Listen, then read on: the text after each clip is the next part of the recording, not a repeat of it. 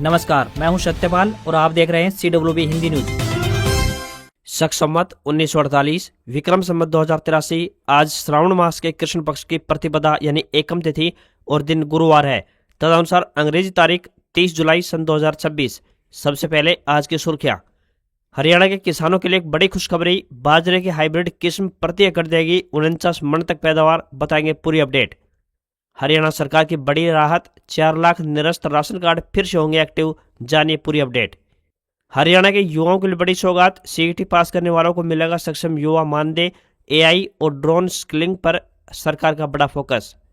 हरियाणा में खेल प्रशासन होगा हाईटेक, ओलंपिक संघ ने लॉन्च की आधिकारिक वेबसाइट। हरिद्वार जाने वालों के लिए बड़ी खुशखबरी, दिल्ली से अब बिना ट्रेन बदले पहुंच सकेंगे श्रद्धालु। हरियाणा में टली शिक्षकों की ऑनलाइन तबादला प्रक्रिया, संशोधित कार्यक्रम हुआ जारी, ये रही नई तारीखें। सोनीपत में कावड़ यात्रा को लेकर पुलिस की तगड़ी किलेबंदी, आज से 11 अगस्त तक बदलेगा ट्रैफिक रूट। रेवाड़ी व भिवानी में निजीकरण के विरोध में सड़कों पर उतरे कर्मचारी, एग्री डिस्कॉम और स्मार्ट मीटर का किया विरोध, 3 दिन की हड़ताल का ऐलान। गावित ने भारत को कॉमनवेल्थ गेम्स में तीसरा गोल्ड दिलाया। बासिल पैरा 100 मीटर रेस में नंबर 2 रहे तो लॉन्ग जंप में मुरली को मिला सिल्वर। हरियाणा में हेपेटाइटिस C के इलाज का नया मॉडल, व्हाट्सएप से मरीजों को मिल रही विशेषज्ञों की सलाह। हरियाणा में जारी रहेगी सफाई कर्मचारियों की हड़ताल, नहीं बनी मांगों पर सहमति। हरियाणा SSC भर्ती पर हाईकोर्ट का बड़ा फैसला, जीवित मां वाले अभ्यर्थी को नहीं मिलेगा अनाथ श्रेणी का लाभ। और हरियाणा में अनुबंधित महिला कर्मचारियों को लगी मौज, अब साल में 10 नहीं बल्कि 22 दिन का मिलेगा अवकाश। और अब खबरें विस्तार से।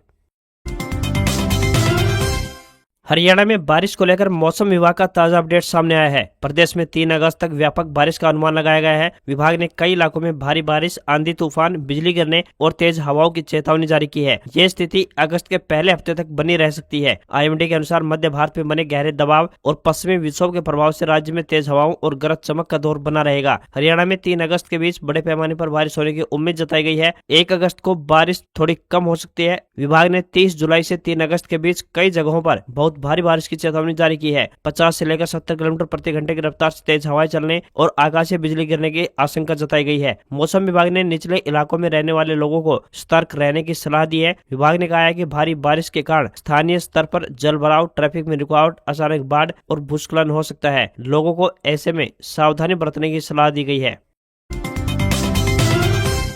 हरियाणा सरकार ने प्रदेश के लाखों युवाओं को रोजगार और कौशल विकास से जोड़ने की दिशा में बड़ा और ठोस कदम उठाया है। मुख्यमंत्री नायब सिंह सैनी ने घोषणा की है कि कॉमन एलिजिबिलिटी टेस्ट यानी CET पास 5,40,428 युवाओं को 1 नवंबर से सक्षम युवा योजना के तहत मानदेय दिया जाएगा। इसके साथ ही युवाओं को आर्टिफिशियल इंटेलिजेंस यानी AI, रोबोटिक्स, ड्रोन और अन्य आधुनिक तकनीकों का प्रशिक्षण देकर रोजगार के नए अवसर भी उपलब्ध करवाए जाएंगे। मुख्यमंत्री ने कहा कि CET पास युवाओं को हर माह 100 घंटे का कार्य उपलब्ध करवाया जाएगा। यदि 2 वर्षों तक उन्हें स्थायी रोजगार नहीं मिलता है तो सक्षम युवा योजना के तहत मानदेय दिया जाएगा। मुख्यमंत्री ने कहा कि सरकार का लक्ष्य प्रदेश के प्रत्येक ब्लॉक में ITI स्थापित करना है। उन्होंने बताया कि चरखी दादरे की झोझुकला, कारीरूपा, रणकोली तथा पिल्लू खेड़ा में नई ITI खोली जाएंगी। वहीं नारनौल महिला ITI का नवीनीकरण किया जा रहा है। इसके अलावा बरवाला, पंचकुला, बसंतपुर, कुरुक्षेत्र और नलवी खुर्द में नई ITI का निर्माण कार्य भी जारी है।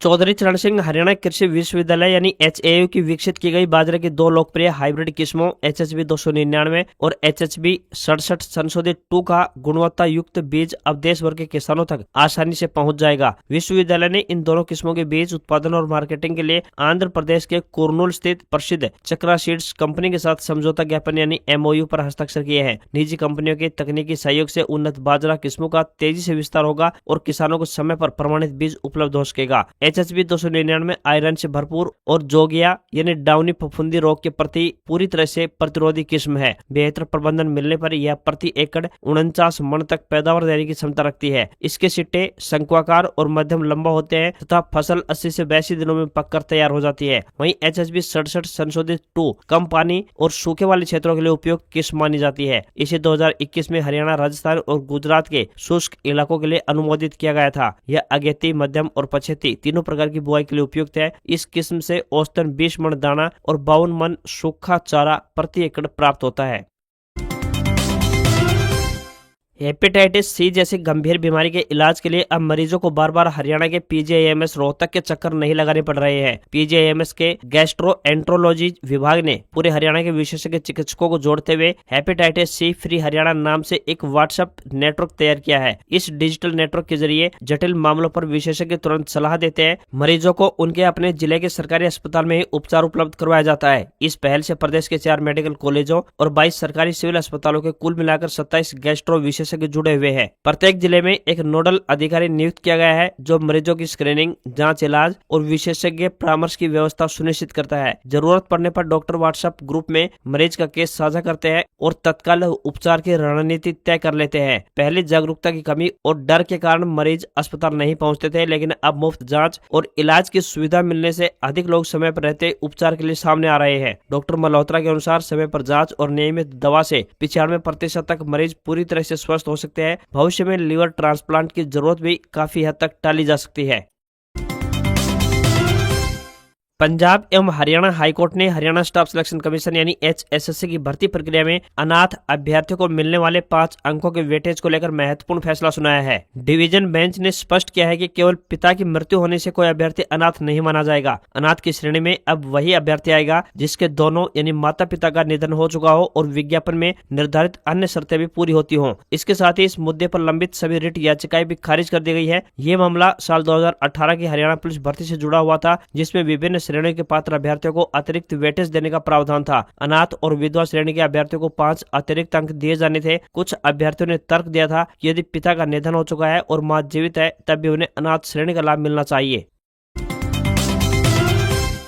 हरियाणा सरकार ने महिला संविदा यानी अनुबंधित कर्मचारियों के हित में बड़ा फैसला लेते हुए अतिरिक्त कैजुअल लीव यानी CL का दायरा बढ़ा दिया है। अब पात्र महिला संविदा कर्मचारियों को प्रत्येक माह एक अतिरिक्त कैजुअल लीव मिलेगी, जिसकी अधिकतम सीमा 1 कैलेंडर वर्ष में 22 दिन होगी, जिससे कि पहले सीमा 10 दिन निर्धारित प्रति वर्ष तय की गई थी। नए निर्देशों का लाभ उच्च शिक्षा विभाग के अधीन कार्यरत सभी पात्र महिला संविदा कर्मचारियों को मिलेगा। आदेश के अनुसार महिला एक्सटेंशन लेक्चरर, क्लर्क, चपरासी, प्रयोगशाला परिचालक, पुस्तकालय परिचालक, data entry operator, computer operator, सफाई कर्मचारी सहित अन्य पात्र संविदा महिला कर्मियों को ये सुविधा प्रदान की जाएगी। यह व्यवस्था समय समय पर हरियाणा सरकार द्वारा जारी दिशा निर्देशों के अनुरूप प्रभावी रहेगी। माना जा रहा है कि यह निर्णय महिला कर्मचारियों के लिए अधिक संवेदनशील और अनुकूल कार्य वातावरण तैयार करने की दिशा में एक महत्वपूर्ण कदम साबित होगा।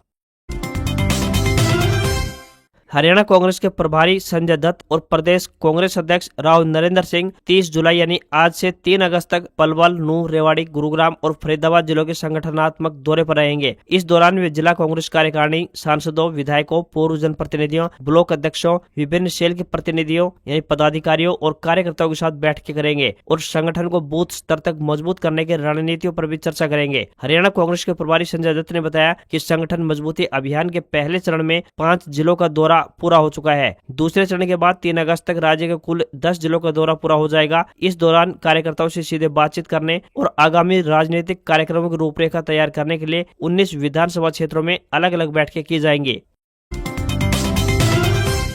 हरियाणा ओलंपिक संघ ने खिलाड़ियों के चयन और खेल प्रशासन को अधिक पारदर्शी व जवाबदेह बनाने के लिए कई महत्वपूर्ण फैसले लिए हैं। पंचकुला स्थित ओलंपिक भवन में अध्यक्ष कैप्टन जसविंदर मीनू बेनीवाल की अध्यक्षता में आयोजित वार्षिक आम सभा में राष्ट्रीय प्रतियोगिताओं और राष्ट्रीय खेलों के लिए चयन प्रक्रिया को अधिक व्यवस्थित बनाने पर सहमति बनी है। बैठक में तय किया गया है कि राष्ट्रीय प्रतियोगिताओं और राष्ट्रीय खेलों के लिए चयन ट्रायल निर्धारित मानकों के अनुसार कराए जाएंगे। खिलाड़ियों के दस्तावेज पंजीकरण के समय ही सत्यापित किए जाएंगे, जबकि ट्रायल अलग अलग स्थानों पर आयोजित करने का प्रयास रहेगा। साथ ही चयन प्रक्रिया प्रतियोगिता से 20 से 25 दिन पहले पूरी कर ली जाएगी। आम सभा में 28वें हरियाणा राज्य खेलों की तैयारियों को भी मंजूरी दी गई।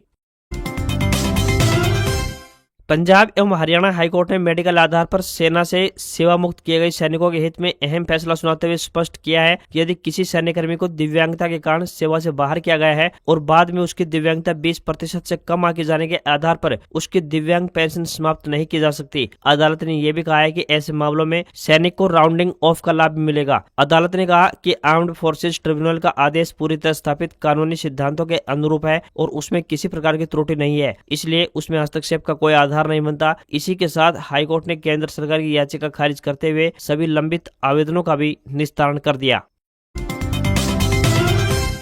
कांवड़ मेले के दौरान हरिद्वार जाने वाले श्रद्धालुओं की भीड़ को देखते हुए रेलवे प्रशासन ने एक अहम फैसला लिया है। पुरानी दिल्ली और शामली के बीच चलने वाली 64,033 और 64,034 नंबर की MEMU ट्रेन का विस्तार अब हरिद्वार तक कर दिया गया है। इससे दिल्ली एनसीआर के यात्रियों को फायदा मिलेगा, बल्कि शामली से आगे के स्टेशनों तक सफर करने वाले लोगों के लिए भी ये सुविधाजनक साबित होगा। ट्रेन नंबर 64,033 की बात करें तो यह 29 जुलाई से शुरू होकर 13 अगस्त तक हरिद्वार के लिए चलाई जा रही है। यह पुरानी दिल्ली से शाम 4:25 पर रवाना होकर शाम 7 बजे शामली पहुंचेगी। इसके बाद शामली से शाम 7:05 पर आगे के लिए निकलेगी और रात 11 बजे हरिद्वार पहुंचेगी। वापसी की यात्रा के लिए ट्रेन नंबर 64,034 30 जुलाई यानी आज से शुरू होकर 14 अगस्त तक हरिद्वार से सुबह 4 बजे रवाना होगी और सुबह 6:55 पर शामली स्टेशन पहुंचेगी। शामली से सुबह 7 बजे आगे बढ़ेगी और पूर्वाह्न 10:10 पर पुरानी दिल्ली पहुंच जाएगी। इस विस्तार से एक ही ट्रेन के जरिए दिल्ली से सीधे हरिद्वार तक की यात्रा संभव हो पाएगी।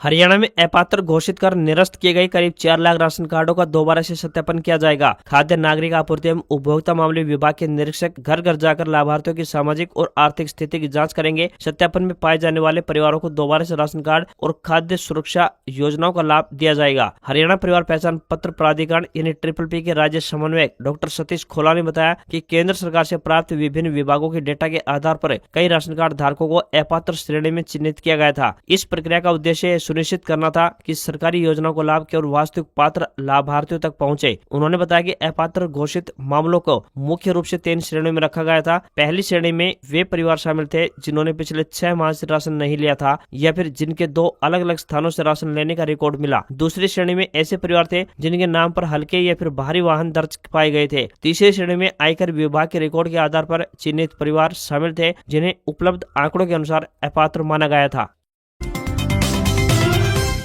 हरियाणा के कुरुक्षेत्र के श्री कृष्णा आयुष यूनिवर्सिटी कुल 60 पदों को नियमित आधार पर भरने के लिए आवेदन मांगे हैं। इनमें क्लर्क, स्टाफ नर्स और आयुर्वेदिक फार्मासिस्ट जैसे पद शामिल हैं। ऑनलाइन आवेदन प्रक्रिया 30 जुलाई यानी आज से शुरू हो जाएगी, जबकि आवेदन जमा करने की आखिरी तारीख 21 अगस्त 2026 शाम 4 बजे तक तय की गई है। उम्मीदवार की न्यूनतम आयु 18 साल और अधिकतम 42 साल होनी चाहिए। वहीं हरियाणा के SC, ST, OBC, EWS और दिव्यांग श्रेणी के अभ्यर्थियों को नियमानुसार अधिकतम उम्र में 5 साल की छूट का प्रावधान है, बशर्ते उनकी उम्र 52 साल से ऊपर न हो। अधिक जानकारी के लिए आप यूनिवर्सिटी के ऑफिशियल वेबसाइट पर विजिट कर सकते हैं। हरियाणा शिक्षा विभाग ने वर्ष 2026 की ऑनलाइन शिक्षक तबादला प्रक्रिया के लिए डेटा सत्यापन और प्रमाणीकरण का संशोधन कार्यक्रम जारी कर दिया है। पहले यह प्रक्रिया 1 अगस्त से 31 अगस्त तक प्रस्तावित थी, लेकिन अब इसे आगे बढ़ाते हुए 11 अगस्त से 9 सितंबर तक निर्धारित किया गया है। इस संबंध में प्रधान सचिव स्कूल शिक्षा विभाग ने सभी जिला शिक्षा अधिकारियों और जिला मौलिक शिक्षा अधिकारियों को निर्देश जारी कर दिए हैं। संशोधित कार्यक्रम के अनुसार शिक्षक अब 11 से 17 अगस्त तक MIS पोर्टल पर अपनी व्यक्तिगत और सेवा संबंधी जानकारी अपडेट कर एवं सत्यापित करेंगे। इसके बाद 18 व 19 अगस्त को सभी शिक्षकों का स्कोर और कार्यकाल प्रकाशित होगा। वहीं शिक्षक 20 से लेकर 24 अगस्त तक दावा या फिर आपत्ति दर्ज करा सकेंगे। विभाग ने स्पष्ट किया है कि 10 अगस्त 2026 को पात्रता की कट ऑफ तिथि माना जाएगा। दिलीप महादू गावित ने भारत को कॉमनवेल्थ गेम्स 2026 में तीसरा गोल्ड दिला दिया है। वे पैरा 100 मीटर की रेस में 10.71 सेकंड के टाइमिंग के साथ पहले स्थान पर रहे। भारत के ही मोहम्मद बासिल ने 10.83 सेकंड के साथ सिल्वर जीता। इससे पहले लॉन्ग जंप पर मुरली श्रीशंकर ने 8.09 मीटर की छलांग लगाकर सिल्वर हासिल किया। वे पुरुषों की लंबी कूद में लगातार 2 कॉमनवेल्थ गेम्स में सिल्वर जीतने वाले पहले भारतीय बने। इस इवेंट का गोल्ड जमैका के तजय गेल ने जीता, जिन्होंने 8.15 मीटर की छलांग लगाकर ये गोल्ड हासिल किया। गावित और बासिल के मेडल के बाद भारत मेडल टैली में 8वें स्थान पर पहुंच गया है। भारत के पास अब 3 गोल्ड, 9 सिल्वर और 3 ब्रॉन्ज सहित कुल मिलाकर 15 मेडल हो गए हैं। भारतीय शेयर बाजार में बढ़त देखने को मिली। सेंसेक्स 889 अंक की बढ़त के साथ 77,655 के लेवल पर बंद हुआ। निफ्टी में भी 265 अंक की बढ़त रही और ये 24,250 पर बंद हुआ। IT, मेटल, फार्मा और FMCG शेयर्स में आज अधिक खरीदारी देखने को मिली। इन्फोसिस, TCS और HCL टेक कंपनियों के शेयर भी अच्छे चढ़े। वहीं चांदी की कीमतों में तेजी रही। India Boolean and jewellers association के मुताबिक 1 किलोग्राम चांदी 6 रुपए महंगी होकर 2,17,000 रुपए पर पहुंच गई। वहीं 10 ग्राम 24 कैरेट सोने का दाम 67 रुपए घटकर घटकर 1,42,000 रुपए के स्तर पर पहुंच गया। तो वहीं 22 कैरेट सोने का दाम 1,30,502 के स्तर पर पहुंचा। इसके अलावा $1 का रेट 95 रुपए 73 पैसे के स्तर पर पहुंच गया है। आज खबरों में इतना ही। देखते रहिए आपका अपना हरियाणा का सबसे बेहतरीन news channel CWB Hindi news. नमस्कार। इसी आशा के साथ आपका दिन शुभ रहे।